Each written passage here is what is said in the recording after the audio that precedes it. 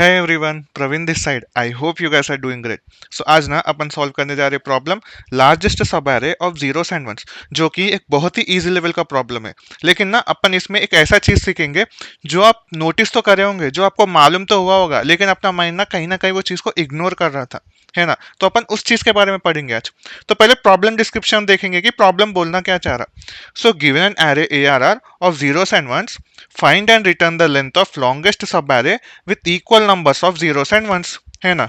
तो बहुत ही straight forward है प्रॉब्लम स्टेटमेंट कि अपने को एक एरे दिए जिसमें अपने को बस जीरोस एंड वंस ही रहते गते। अभी अपने को लेंथ बताना है लॉन्गेस्ट सब एरे। सब एरे मतलब क्या, कंटिन्यूअस सीक्वेंस ऑफ एलिमेंट्स, है ना। ऐसा नहीं कि पहले यहाँ से उठाए फिर यहाँ से उठाए इसको स्किप करके, है ना। ऐसा नहीं है। सब एरे का मतलब एक एरे में ना पूरे एलिमेंट्स को कंजिक्यूटिवली उठाना पड़ता।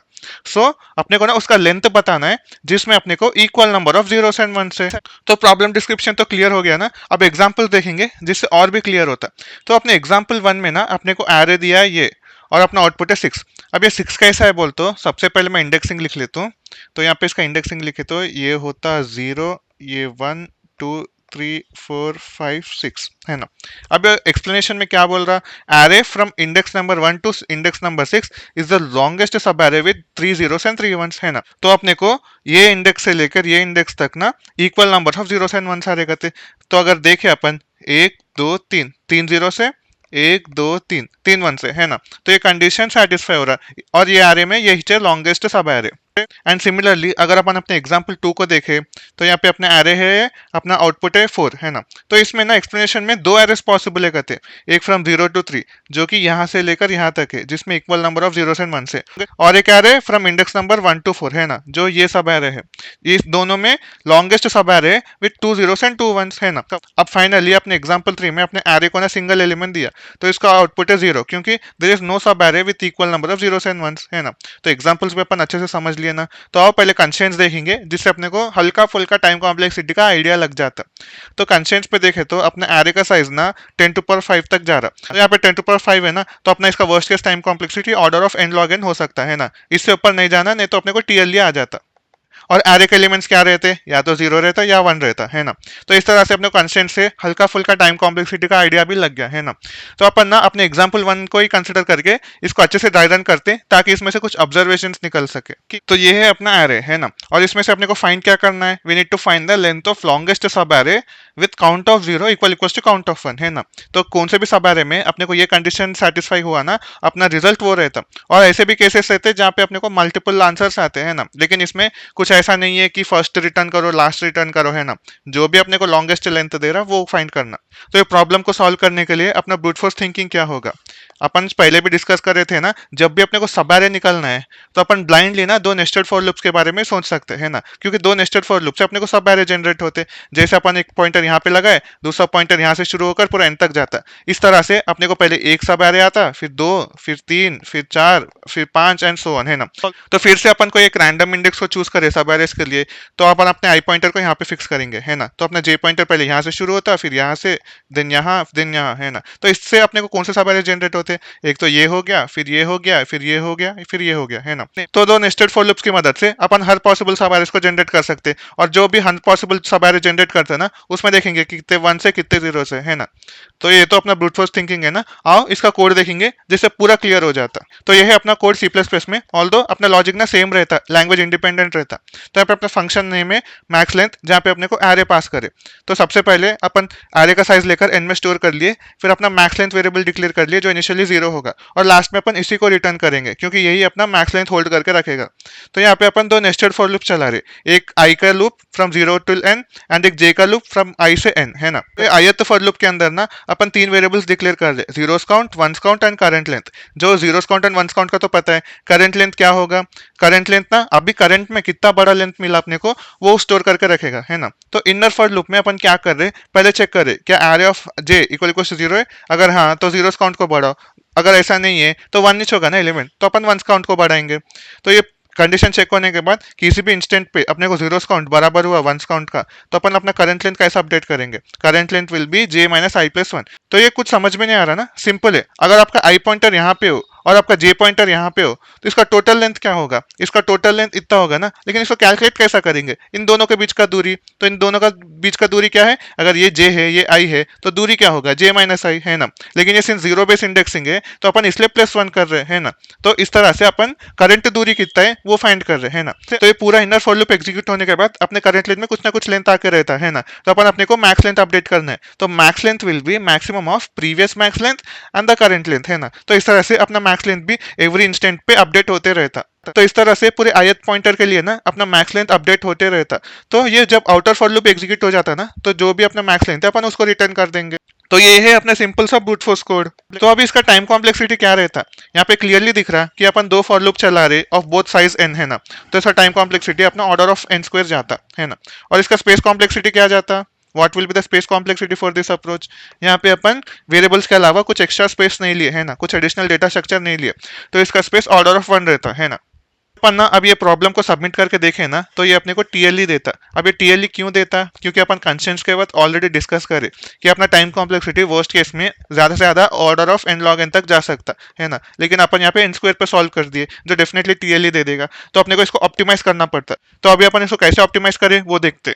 तो ना अभी अपने को ऑप्टिमाइज करना है time less than order of n square, है ना। तो ऑर्डर ऑफ n स्क्वायर से कम क्या क्या हो सकता है? एक तो order of n log n हो सकता है, लेकिन जब अपन order of n log n करेंगे तो अपने को एरे को कुछ ना कुछ सॉर्ट करना पड़ता है ना। लेकिन अगर अपन एरे को ही सॉर्ट कर दिए तो इसका पोजीशन रिलेटिविटी डिस्टर्ब हो जाता है, जिससे अपने को जो कंसेक्यूटिव सब एरेस फाइंड करने का रहता है ना, वो तो पॉसिबल नहीं रहता है। तो अपन order of n log n के अंदर तो सॉल्व नहीं कर सकते। तो इससे भी कम क्या होगा अपना ऑर्डर ऑफ n, है ना। लेकिन अपन ऑर्डर ऑफ n में कैसे सॉल्व कर सकते? तो सपोज करो अपने को अभी ये एरे दिए, है ना। अब इसमें से अपने को फाइंड क्या करना है? Zeros count should be equals to ones count, है ना। Zeros count should be equals to ones count. इसको मैं नॉर्मली लिख लेता हूँ। तो ये है अपना इक्वेशन, है ना। अभी ना मैं वंस काउंट को एलएचएस में लाऊं तो इक्वेशन कैसे बनेगा? It will be zeros count minus ones count equals to 0, है ना। तो ये इक्वेशन को देख के कुछ समझ में आ रहा है? अब ये देखिए क्या समझ में आता है बोले तो, अगर ना अपन जीरोस काउंट और वंस काउंट का डिफरेंस लेंगे और उसका अपने को 0 आ रहा है तो एक वैलिड सब एरे है ना। तो ये एरे में 1 के प्लेस में अपन 1 को ही रहने देंगे, लेकिन जीरोस के प्लेस में -1 लगाएंगे तो क्या होगा? तो यहाँ पे ना मैं करता हूँ, ये होगा 1, ये होगा -1, ये होगा 1, ये 1 1 -1 है ना। अभी ना मैं कंसिडर करो ये सब एरे को ले रहा हूँ, यानी कि मैं ये सब एरे को ले रहा हूँ। अब मैं इन दोनों का सम करा तो ये क्या होता? 1 -1 विच इज 0, है ना। जो कि एग्जैक्टली अपने को ये बता रहा है ना कि अपना जीरोस काउंट में से अपन वंस काउंट को निकाल दिया, अपना सम 0 आ रहा है। तो इसका मतलब क्या हुआ कि ये सब एरे ना एक वैलिड सब एरे जो अपने को मैन्युअली देख के भी समझ में आ रहा है ना। और वैसे ही अपन अगर इतने सब एरे को ले, है ना, तो इन सबको सम करे तो ये -1 ये +1 से कट जाएगा, ये 1 ये -1 से कट जाएगा, ये 1 ये -1 से कट जाएगा, तो ओवरऑल सम इसका 0 आएगा, जो कि ये दर्शाता है ना। तो इस तरह से ये सब एरे भी तो एक वैलिड सब एरे हुआ ना। अगर अपन मैन्युअली यहाँ पे देखे, यहाँ पे अपने को 3 जीरो सारे 3 वन सारे, है ना। तो यहाँ पे कुछ भी नहीं, अपने को ना सम 0 लाने के लिए मैं क्या करा, 1 को तो 1 ही रहने दिया, लेकिन जो भी ये 0 है ना इसको मैं -1 में कन्वर्ट करा, ताकि जब अपन इन दोनों का सम करेंगे तो वो 0 आएगा, है ना। तो अपन इन दोनों का सम करेंगे ना तो वो तो 0 नहीं आएगा, लेकिन जब अपन इन दोनों का सम करेंगे ना तो 0 के बराबर आएगा, जिससे अपना ये कंडीशन सेटिस्फाई हो जाएगा। तो ये है अपना फर्स्ट ऑब्जर्वेशन, है ना। यहाँ पे अपन ज्यादा कुछ भी नहीं करे, बस इक्वेशन को थोड़ा सा अपने हिसाब से मॉडिफाई कर लिया। जो प्रॉब्लम डिस्क्रिप्शन से पहले मैं शुरू में बोला था ना, एक चीज जो अपन सीखने वाले वो ये है कि जब भी आपको ऐसा कुछ इक्वेशन देंगे ना तो आप ना अपने हिसाब से मॉडिफाई कर लो, जिसका ना मीनिंग सेम होना चाहिए। अब यहाँ पे zeros count equal to ones count बोल तो भी सेम है, zeros count minus ones count equal to 0 बोल तो भी सेम है ना। तो उसका मीनिंग सेम होना चाहिए। आप ना इस तरह से इक्वेशन को मॉडिफाई करोगे ना तो बहुत कुछ समझ में आएगा। देखो यहाँ पे मैं -1 लगाना कभी सोच भी नहीं सकता था, लेकिन सिंस में कोई सम को 0 बनाना है तो मैं सम को 0 कैसे बना सकता? 0 के प्लेस में -1 लगाऊंगा तभी तो सम 0 बनेगा ना। तो बस एक इक्वेशन को मॉडिफाई करने से आपको ना बहुत सारे इनसाइट्स मिलेंगे। तो ये तो हो गया अपना फर्स्ट पॉइंट। अभी सेकंड पॉइंट क्या होगा?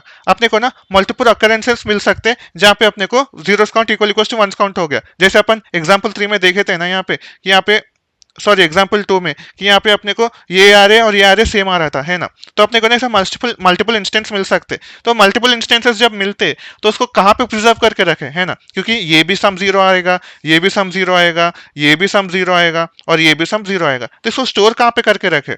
तो ये सम को कहीं पे स्टोर करके रखे और क्विकली एक्सेस करे, इसके लिए कौन सा डेटा स्ट्रक्चर आपको समझ में आता है? हाँ, अपना हैश मैप, है ना, अपना हैश मैप। तो अपन अपने हैश मैप की मदद से ना order of one time complexity में इजीली रिट्रीव कर सकते। तो वो है अपना सेकंड ऑब्जर्वेशन कि यूज हैश मैप। तो अभी ना इन दोनों के कॉम्बिनेशन से प्रॉब्लम कैसे सॉल्व होता है, आओ उसका डायग्राम देखेंगे। तो यहाँ पे ना मैं अपना जो भी दो इंपॉर्टेंट पॉइंट डिस्कस करे ना उसको लिख लिया, और यहाँ पे एक हैश मैप बना है जहाँ पे की will be the count and value will be the index, क्योंकि ये इंडेक्स से अपने को पता चलता ना कि अपने को डिस्टेंस निकालना है, लॉन्गेस्ट सबारे का डिस्टेंस निकालना है ना, तो इसलिए यहाँ पे इंडेक्स स्टोर करके रखा, और यहाँ पे करंट काउंट का वेरिएबल डिक्लेयर करा जो कि इनिशियली 0 है ना। तो अपन ना अभी ये एरे पे प्रोसेस करेंगे, ये एरे ना बस मैं विजुअली एक्सप्लेन करने के लिए बोला था है ना, इसको जरूरत नहीं है, अपन इस पे करेंगे। तो अपन शुरू करेंगे इंडेक्स नंबर 0 से। तो इंडेक्स नंबर 0 पे अपना वैल्यू है 1 है ना, तो अपन अपने करंट काउंट में 1 को ऐड करेंगे, तो इट विल बी 1। अभी अपन चेक करेंगे क्या 1 हैश मैप में एग्जिस्ट करता नहीं ना, तो अपन इसका एंट्री बना देंगे 1 विथ इंडेक्स 1 है ना। अभी अपन चेक करेंगे फॉर इंडेक्स नंबर 1 जहाँ पे वैल्यू है 0, तो जब भी 0 होता है अपन क्या ऐड करते हैं -1 है ना, तो 1 -1 क्या होता है अपना 0 हो जाता है, तो यहाँ पे ये विल बी 0 है ना, करंट काउंट विल बी 0। अपन अभी चेक करेंगे क्या 0 की एंट्री मैप में है नहीं है ना, तो अपन सिंपली 0 का एंट्री बना देंगे विथ इंडेक्स 1 है ना। लेकिन यहाँ पे गौर करने वाली बात ये है कि ये सब एरे ना वैलिड है जहाँ पे 1 इक्वल्स टू 0 है ना, लेकिन अपने को यहाँ पे 0 का मैप क्यों नहीं मिल रहा था कि ना, जब भी अपन एक हैश मैप बनाए अपन सम 0 आता बोलकर कोई केस इनिशियली कुछ सोचे ही नहीं है ना, डायरेक्टली इंडेक्स नंबर 0 के वैल्यू से शुरू कर दिए। तो इसके लिए ना अपने को जब भी ऐसे टाइप के प्रॉब्लम सॉल्व करते जहाँ पे अपने को हैश मैप यूज करना रहता है ना, एक इनिशियल सा कॉन्फ़िगरेशन बनाना पड़ता जहाँ पे ना जो भी अपना करंट काउंट होता जो इनिशियली 0 था उसके लिए ना एक नेगेटिव इंडेक्स बना लगा के रखना पड़ता जो कि होता है -1 है ना। तो ये वाले कॉन्फ़िगरेशन से क्या होता मालूम, जब अपन इन दोनों का सम लिए तो 0 आ रहा है ना, तो ना अपन चेक करते थे 0 क्या हैश मैप में एग्जिस्ट करता, हाँ एग्जिस्ट करता, तो अपना लेंथ क्या होता, आवर लेंथ विल बी 1 -1 है ना, तो 1 माइनस ऑफ -1 जो कि होगा 2 है ना। तो ये वाले इनिशियल कॉन्फ़िगरेशन से ना अपने को पता चलता है कि हाँ अगर अपने को कभी भी सम 0 आया तो अपन उसको तो ऑलरेडी कंप्यूट करके नहीं रखे होंगे, तो जब ये रखेंगे तो अपने को जो भी वैलिड सब एरे है ना उसका लेंथ आएगा है ना। तो अभी जब फिर से अपन इंडेक्स नंबर 1 पे आए तो अपना सम 0 आया था, तो अपन चेक करें क्या हैश मैप में 0 एग्जिस्ट करता, हाँ एट -1, और अपने को लेंथ आया था 2 है ना। तो यहाँ पे ना अपन अपने मैक्स लेंथ का भी वेरिएबल डिक्लेयर करते हैं जो इनिशियली 0 रहता था, लेकिन अभी यहाँ पे अपने को 2 लेंथ का मिला तो ये अपडेट होगा 2 में है ना। यहाँ पे बहुत इंपॉर्टेंट चीज बोला कि ये अपन इनिशियली क्यों डाल रहे हैं ना, जब ये 1,0 भी नहीं होगा ना तब भी ये एग्जिस्ट करेगा, ठीक है ना। तो अपन अभी आए इंडेक्स नंबर 2 पे, तो इंडेक्स नंबर 2 पे वैल्यू क्या है 1 है ना, तो अपन इसको 1 ऐड करना, तो 0 + 1 क्या होगा 1 होगा ना, तो यहाँ पे अपन अपडेट कर देंगे टू 1 है ना। तो अपन अभी चेक करेंगे क्या हैश मैप में 1 एग्जिस्ट करता, हाँ 1 एग्जिस्ट करता एंड इंडेक्स नंबर 0 है ना। तो इन दोनों का डिफरेंस लेंगे, तो 2 - 0 क्या होगा 2 है ना, लेकिन अपन ऑलरेडी मैक्स लेंथ 2 मिलके है अपने को, तो इसको डिस्टर्ब करने की जरूरत नहीं है। तो अपन अभी आएंगे इंडेक्स नंबर 3 पे, तो इंडेक्स नंबर 3 पे अपना वैल्यू है 1, तो अपने को 1 ऐड करना है, तो अपन 1 ऐड करेंगे जिससे ये हो जाएगा 2। तो ना अपन 2 का एंट्री चेक करेंगे क्या 2 एग्जिस्ट करता है, नहीं 2 एग्जिस्ट नहीं करता ना, तो यहाँ पे अपन 2 का एंट्री बना देंगे, और ये 2 अपन कहाँ पे देखें इंडेक्स नंबर 3 पे है ना। तो फिर अपन आएंगे इंडेक्स नंबर 4 पे, अब इंडेक्स नंबर 4 पे अगेन वैल्यू है 1 है ना, तो अपन इसको 1 ऐड करेंगे तो ये हो जाएगा अपना 3 है ना, ये हो जाएगा अपना 3। अभी चेक करेंगे क्या 3 अपने हैश मैप में एग्जिस्ट करता, नहीं हैश मैप में एग्जिस्ट नहीं करता, तो ये अपना काउंट 3 मिला एट इंडेक्स नंबर 4 है ना। अपन आएंगे इंडेक्स नंबर 5 पे जहाँ पे वैल्यू है 0 है ना, तो अपने को -1 ऐड करना, तो 3 - 1 क्या होता 2 होता है ना, तो यहाँ पे अपन अपडेट कर देंगे कि ये वैल्यू ना अपना 2 का होता। तो अभी चेक करेंगे क्या 2 अपने हैश मैप में एग्जिस्ट करता, हाँ अपने हैश मैप में एग्जिस्ट करता है एट इंडेक्स नंबर 3, तो यहाँ पे अपन इंडेक्स नंबर 5 और वही काउंट ना अपने को दिखाता इंडेक्स नंबर 3 पे, तो इन दोनों का डिफरेंस क्या होता है 5 - 3 विल बी 2 है ना, लेकिन अपने को ऑलरेडी वो मैक्स लेंथ मिलके है तो अपन इसको कुछ नहीं कर सकते है ना। अब फाइनली अपन अपने इंडेक्स नंबर 6 पे जाएंगे, तो अपने इंडेक्स नंबर 6 पे अपना एलिमेंट है 0, तो अपने को ऐड करना है -1 है ना, तो यहाँ पे अपन इसको और डिक्रीमेंट कर देंगे तो ये होगा 1।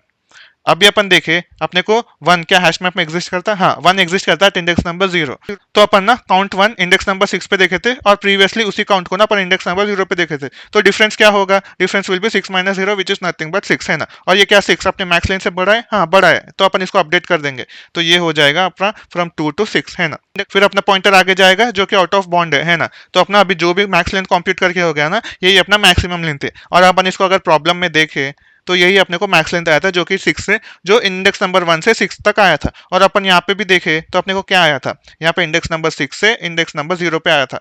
तो इस तरह से अपन इन दोनों स्टेप्स की मदद से अच्छे से ड्राई रन करके प्रॉब्लम को समझ लिए है ना। यहाँ पे कुछ ज्यादा नहीं था, बस यही चीज ऑब्जर्व करने वाली बात थी जो इजीली पकड़ में नहीं आती, लेकिन ना आपको ना जो भी इक्वेशन देंगे ना उसको तोड़ मोड़ के देखो, कुछ ना कुछ ऑब्जर्वेशन निकलेगा, और जब भी ऐसे इक्वेशंस आते वहां पे अपना हैश मैप ना बहुत हैंडी आ जाता।